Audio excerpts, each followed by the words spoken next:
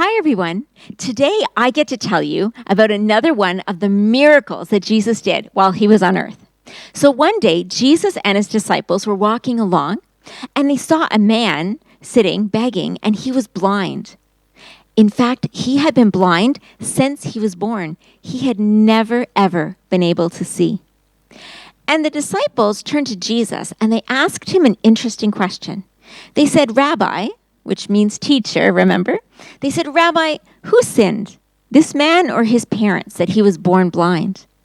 You see, they thought that it was something bad that the parents had done or something bad the man had done that had resulted in him being blind. But Jesus said something interesting to them. He said, neither this man nor his parents sinned. It's not this man's fault that he was born blind. It's not the parents' fault that he's born blind, but this happened so that people might see God's work in his life. And then Jesus did something surprising. Now, have you ever been at a beach or in a sandbox and you got some water and you poured it and made some mud pies? Well, that's something like what Jesus did.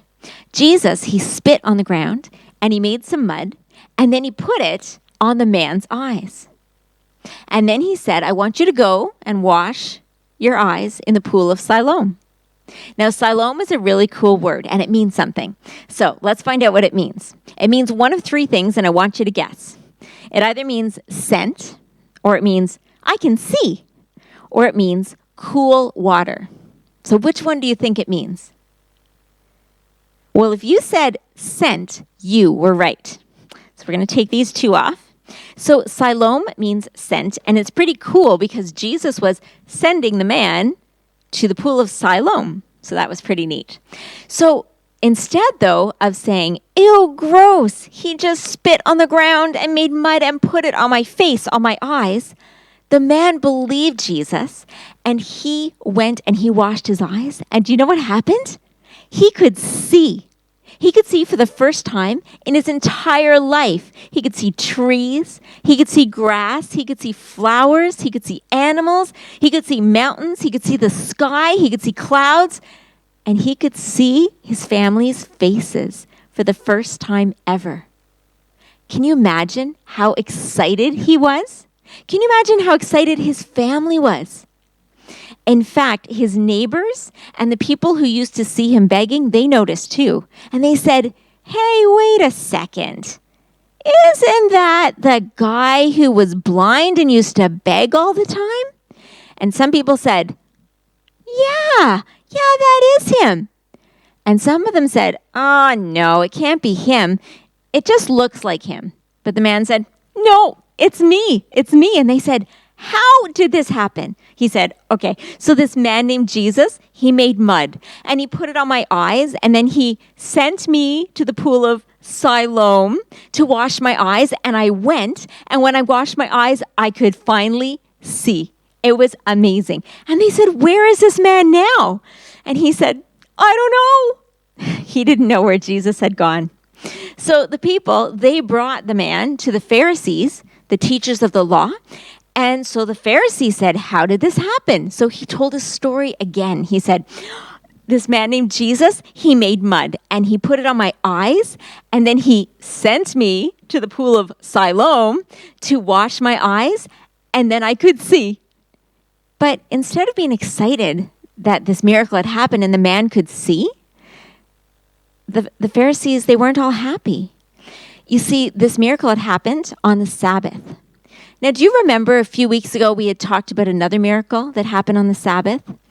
Remember the man who used to lie by the pool of Bethesda? And he had been an invalid for like 38 years. And then Jesus came and Jesus healed him and said, get up, pick up your mat and walk. And he did. And as he's walking carrying his mat, some Jewish people saw him and they said, why are you carrying your mat on the Sabbath? You're breaking God's law. But he wasn't breaking God's law. And something very similar had happened here. You see, what had happened was as soon as some of the Pharisees heard that Jesus had made mud, they were upset. And they said, this man isn't from God because he's breaking the Sabbath. Now, was Jesus really breaking God's law? Of course not. Jesus is God. So Jesus knows what his laws are. They're his laws. And second of all, Jesus making that mud was to heal a blind man. When he spit on the ground and made the mud, that wasn't really work. And when he made that mud to put on the man's eyes to heal him, well, that wasn't doing work that God is asking us not to do so that we can have a rest. You see, God's laws, they're not to harm us. They're not to make us miserable. They're there to help us and to protect us. But some of the Pharisees, they didn't understand that. And so they didn't want to break God's laws, which was good. So they made more and more laws around those laws so they wouldn't get anywhere near to breaking God's laws. But in doing that, they missed the heart of God's law. So that's why they said, this man isn't from God. He broke our law. Well, they didn't know what to do, and so they looked at the man and they said, well, I don't know. Where do you think this man came from? Well, some of the other Pharisees, they said, well, you know what? He can't be a sinner, because how could a sinner do such miraculous signs? And so they were divided, and they said to the man, okay, he healed you. He opened your eyes. What do you think of the man? And the man who had been blind, he said, I think he's a prophet. Well, some of the Jews, they actually didn't believe that the man had been born blind. So they called in the man's family, his parents, to come in.